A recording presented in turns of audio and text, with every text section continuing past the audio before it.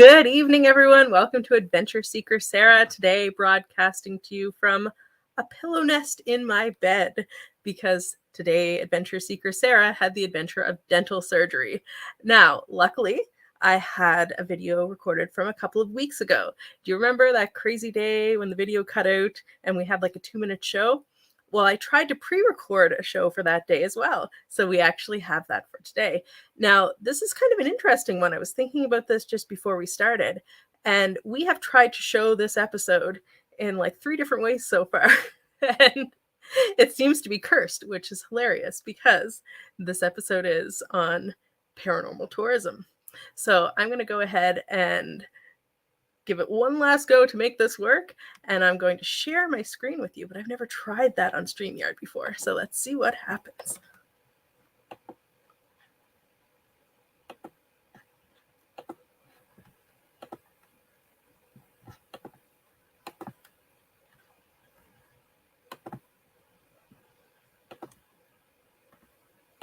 Hello, everyone, and welcome to the Adventure Seeker Sarah Show. As you can see right now, we're literally in the middle of an adventure on the road to Nova Scotia, and I'm pretty sure I can guarantee that I'll never end up broadcasting the show from the same place twice in a row, maybe twice ever, because we're pretty much always on the go. As you can hear, there are kids in the car. We're going to hear some kid noise and some road noise, but that's okay because it's still an adventure. So today we're going to talk a little bit about paranormal tourism. Now, this is kind of a new thing, or maybe it's not. Maybe it's just a new thing that I've come across. There's even a TV show on Netflix, Dark Tourism, which has a lot of paranormal elements.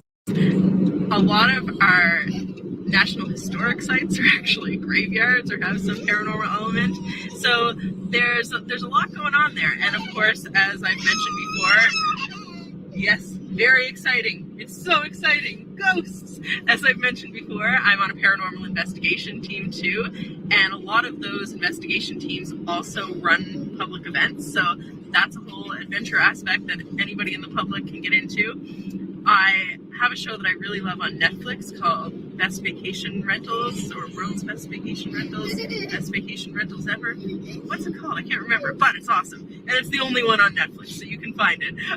But one of their episodes, entirely just paranormal vacation rentals. One about aliens, one about a haunted house, one about Sasquatch hunting. So it's a thing. Paranormal tourism, definitely a thing. So I'm going to talk a little bit about some of the things that we've done over the years. Now, we've even maybe arguably made some of our own tourism that's based on the spooky tourism, not exactly, but as best as you could do during COVID, when nobody could go trick-or-treating, when there were no events running, we actually ran a whole entire walk-through haunt in our yard. So I'll share a link to the video about that too, because that was pretty cool. But I'm going to talk about some of the things that you could go out and do even today across Canada and beyond that have a little bit of a paranormal element.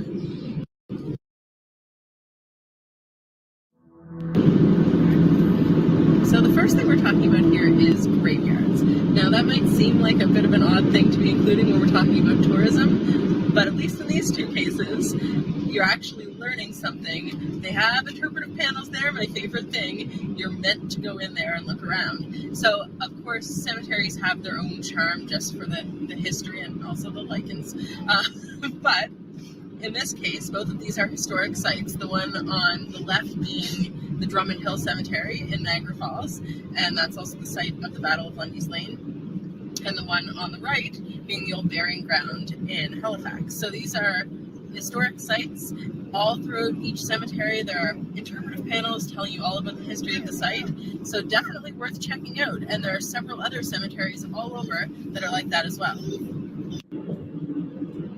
So next, we couldn't possibly talk about paranormal tourism without mentioning ghost walks. This is a huge thing that's been around for a long time. They have them in every single city, and basically you have a guide who's knowledgeable about the area and about the local folklore taking you around and telling you all of the ghost stories, which is kind of fantastic, right? So the photo here is from the Lunenburg Ghost Walk, and that was phenomenal. I'm going to tell you a story. So this was at a time where we were in Nova Scotia, and we were taking some of the girls on, individual adventures or adventures with just one or two of them. And there was some resistance going on this. They thought it was going to be a little bit lame and weren't really excited about it at all. So I kind of forced one of them to go because this is your adventure, you're going, so too bad. And they were so happy that I made them go because it was actually really, really cool. And all of these great stories, and I've actually written about that as well, so you can go look on A Canada Travel and learn a little bit more about that adventure. But it was really cool, and I've looked at all of these ghost tours and walking tours, haunted walking tours. They're called different things in different places, but I have no doubt that each of them is just as exciting if you like to hear ghost stories. Now, if you watch me at all, if you look at my posts on Facebook or on A Canada Travel, you know that I really love Halloween, and so I love haunt attractions, right? Like this October, we spent most of our month just going to as many as we can find. And the one pictured here is one in Nova Scotia called Phantom's Freak Show, and it was phenomenal. Now, of course, this is only a Halloween season thing, but not all haunts are. So that one only runs during the Halloween season, and a lot of them do. But you can find many haunts that are year-round, and Niagara Falls is a great place for that. There's a whole bunch of them, but there are others all throughout Canada and the U.S. as well. So if that's your thing, then you can look for year-round haunts, and there are lots of them. Now, what you're looking at here is our specter detector from a recent adventure with Adventure Drives in the Niagara region. They run different adventures all in that area, but this one was out of Hamilton because we started at Dundurn Castle, and we spent the evening off hunting a ghost. We were completing different missions as we went along. They have a really cool app that goes along with it, and this ghost story that's told all throughout your whole entire adventure. So it takes about 2 hours to complete. You're often competing against other teams, and you're winning bonus points based on your creativity. There are a whole bunch of missions that you have to complete with photos and videos that you submit to your guide, and you get points for doing them, but then bonus points for being creative. And then there's a really cool thing at the end where you finish your mission and there's some augmented reality. Like, it's quite something. So watch for Adventure Drives because they're also expanding to other cities. They're coming to Ottawa, and I believe also to Halifax.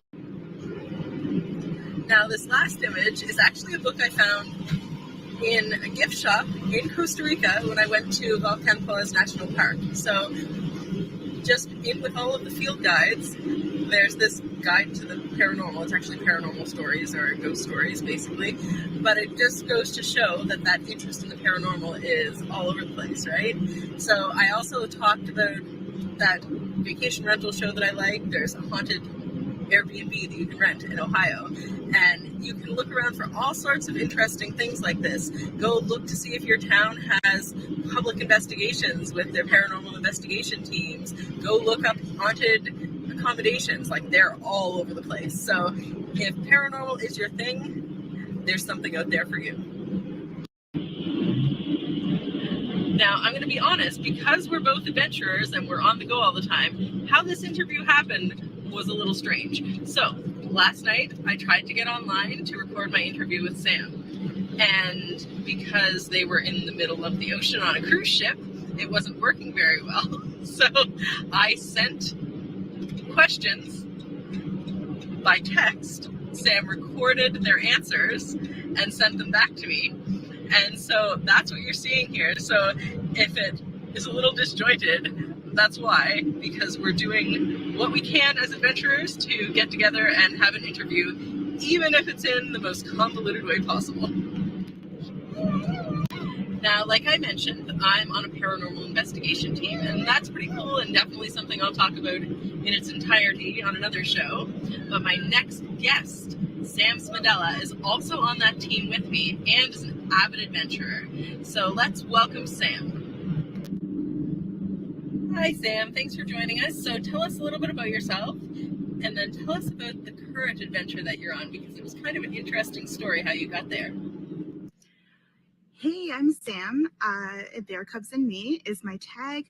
Thank you for inviting me on the show. I am sailing right now on Carnival Liberty in the middle of the Atlantic Ocean off the Florida coast. So my travel story for this was I am traveling on my own. I received a free cruise offer from Carnival and decided to take advantage of it. But 2 hours before my flight was to take off, it got canceled. I ended up having to book a flight to Montreal.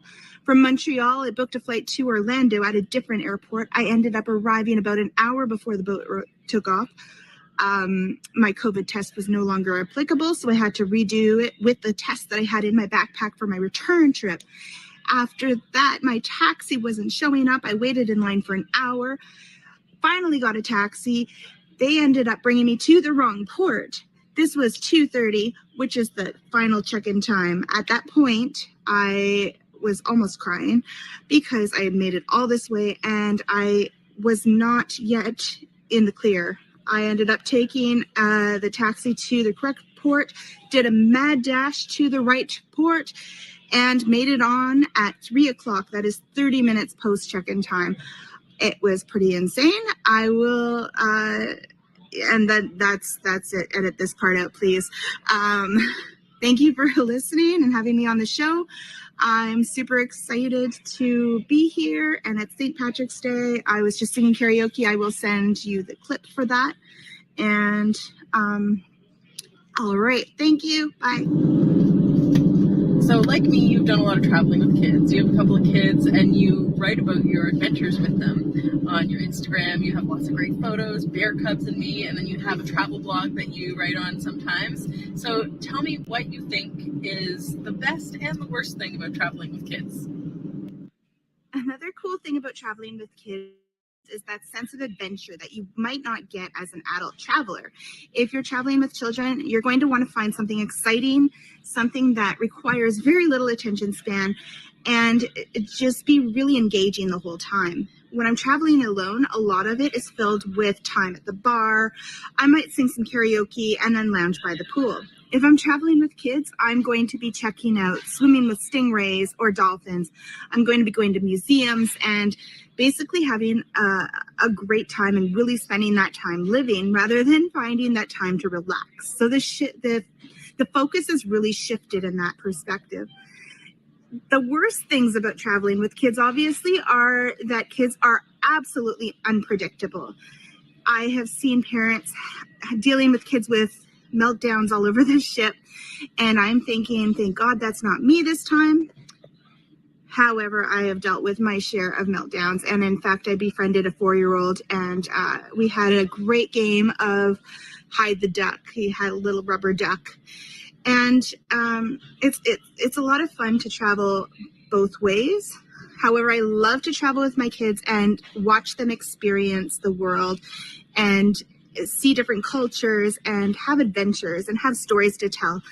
Our favorites were rescuing sea turtles in Cozumel. This summer, I'm bringing the kids to Europe to check out some of the culture there. So it's a lot of fun, but a totally different experience if you're traveling as adult than if you're traveling with kids. So Sam, we have some mutual friends, but somehow we never ended up meeting until recently when we joined the same paranormal investigation team. Now, we had our first investigation recently, and that resulted in you actually leaving early. So tell us a little bit about that experience for you and how it differed from what you expected. That's a great question. I joined the team as a skeptic. So I really had no idea that anything would happen. I expected it to be a long night with a lot of long delays between experiments, and I really didn't expect anything to actually come through. I was thrown off balance a little bit when a comment came through on our live feed from somebody that alluded to my grandmother who had just passed away. I thought that was pretty neat. They knew all the details of her death and mentioned people by name that were part of her family. So that is something I completely didn't expect. What happened next was we were in a room together and the ghost box had some voices coming through. Shortly after that, all of the lighting went out at the same time, even though it had different power sources. That really freaked me out. There was a service dog in the room as well that made some noises at the same time, and there was screaming going on. It was a wild time, far beyond what I expected to actually happen. Another thing that happened during that investigation was a cradle in the death row area of the jail did start to rock back and forth on its own, and the EMT actually went off at that same time. So that was really creepy. Not as creepy as the rest of it, because that was a little bit, I was able to explain that maybe there's some airflow somewhere in the room. It could be somebody might have brushed against it. There were so many variables that could have happened. When we got to the room above death row, all of the different lights were on different power sources. So for them to all go out at the exact same time, throwing us into pitch dark blackness, as the voice comes through on the ghost box, that really kind of got to me. So now I have some expectations for our next investigation. I am expecting that, you know what, maybe we will find something. Maybe ghosts are real. I don't really know. I am excited to find out, but I am not scared away quite yet. That's a great question. I joined the team. Now, you're a do-all-the-things person like me. As you can hear, Lyndon in the background has some questions for you too, but we're going to focus on mine for now. So, you're definitely a do-all-the-things person. You're in school, you have a job, you're a paranormal investigator, you're a children's theater instructor, you've taught children's yoga, you do a little bit of everything, kind of like me. So, what has been your strangest job title, and what inspires you to just keep trying new things? Lyndon's excited about it. He wants to know. That's a great question, and this is more of a serious answer. When I was about 12 years old, I did lose a brother to Hodgkin's lymphoma, which is a type of cancer. At that point, I realized that really tomorrow was never promised, and you need to take every opportunity to live that you can. So I really try to do that. Any opportunity that comes my way, I try it out. And I'm not scared of trying out something that's new. I'm not afraid of going on adventures by myself. I just don't want to miss out on any opportunities that I can. The weirdest job that I've had, that is a hilarious question, and I had to think because there's been quite a few of them. Right now I'm actually doing my internship in pediatric palliative care at Roger Nielsen House in Ottawa, where I will be working with kids that are on palliative care, basically making their lives as amazing as possible with that time that they do have left. So that really fits into my mantra of live every moment that you can and really give it your all. Never take any time for granted. My weirdest job, though, would probably have been the time that I worked as a standardized patient. You may remember that from a Seinfeld episode where he dresses up in hospital gowns and goes in for doctors, student doctors to assess. They poke and prod you. You pretend that you're super ill. And I mean, they pay you really well for it. I thought it was, my big moment as an actress. I totally rocked that. I actually made one student doctor cry at one point. I do feel badly about that. And if you're watching, I am so sorry about that. I went extra in my role and I really took it to heart. There was a couple of different scenarios and I really brought the feels to those roles. It was epic.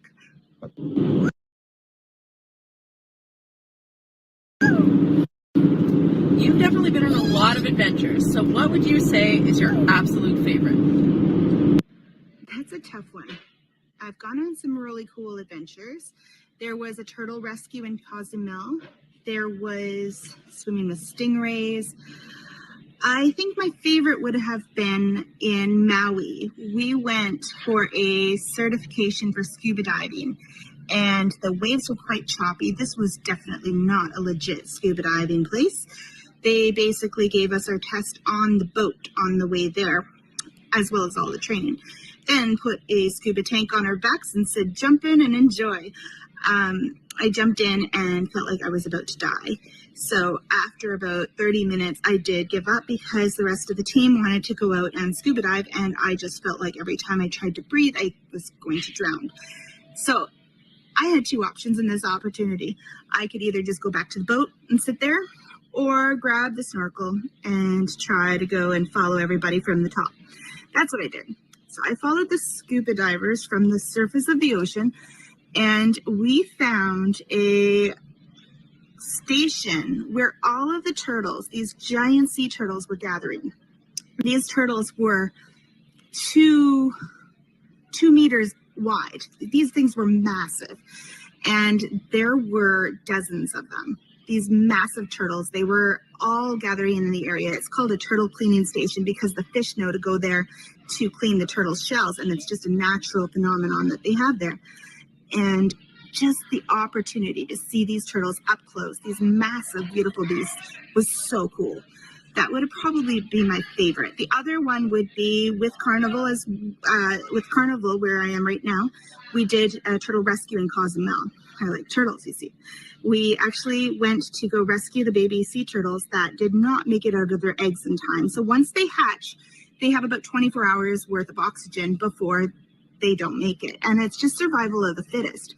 However, sea turtles are an endangered species. So this Cozumel Turtle Rescue is actually trying to save as many sea turtles as possible and give those little ones a fighting chance. So we went in there, they monitor all the the nests and tell us which one had hatched almost 24 hours ago. We go in there, we dig out the babies, these tiny little turtles, just about this big. If you could give one piece of advice, only one piece of advice to brand new adventure seekers, people who are just looking to get out in the world and explore, what advice would you give? Honestly, I'd say just go for it. Try your best. I know things are scary, but it's more scary to think that you're going to live your entire life without having an adventure than it is to think, you know what if something goes wrong? If something goes wrong, time is always going to pass. Things are always going to happen, and you will learn things along the way. I think the biggest thing that really inspired me to get going was becoming a single parent, because honestly, this whole life that I had planned out changed in an instant, and I had to learn how to fend for myself, how to fight for myself, and how to live for myself. And that's really where my traveling passions grew, because I thought, you know what, there's nobody else that I have to rely on except for myself. And is it scary to go out across the world with 2 small children and jump into this unknown territory? Absolutely. But they are going to have the coolest memories. I have the coolest memories. And instead of sitting at home waiting for the days to pass, I really lived those moments. And I absolutely love being single now, because I can do whatever I want and have these adventures that I might not have because somebody else might be a little bit too scared to jump into it. So I say, go for it. Anything that you want to do, make it happen. Thank you so much, Sam, for joining us and for sharing all of that. And to everyone else out there, thank you for joining us. Lyndon says thank you too. Also, he says more cars. And I'm going to say more ghosts. Go out there and enjoy something paranormal. And also, don't forget to follow Adventure Seeker Sarah on Instagram, TikTok, everywhere you can find. Also, go follow up on Sam's socials. I'll post those on my Facebook, so you can make sure to go follow Sam. And make sure to pop on over and follow Connect TV as well. Happy adventuring!